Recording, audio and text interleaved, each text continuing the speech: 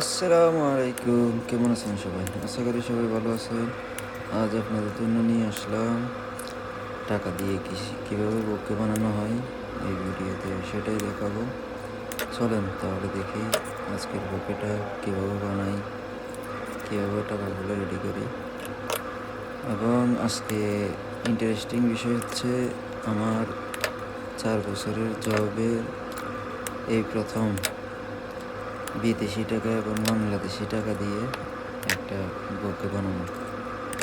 এখানে ওমানের 1 রিয়ালের নিউ নোট 2026 সালে যেটা নতুন বের হয়েছে এগুলা, সাথে আছে বাংলাদেশের 10 টাকা এবং 20 টাকার নোট।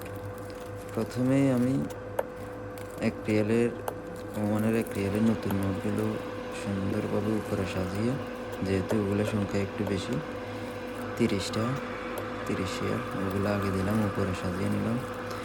এরপরে দিলাম বাংলাদেশি টাকা 20 টাকা এবং 10 টাকার নোট দিয়ে এরপরে প্যাকেটিং চালু করলাম। ওগুলোকে প্যাকেটিং করতেছি লাল এবং সাদা র্যাপিং পেপার দিয়ে। প্রায় শেষ হয়ে এসেছে, র্যাপিং করা প্রায় শেষ। এরপরে হবে শুধু নিচে বড় করে একটা পেপার বেঁধে দেব। পেপার বেঁধে দেওয়ার পরেই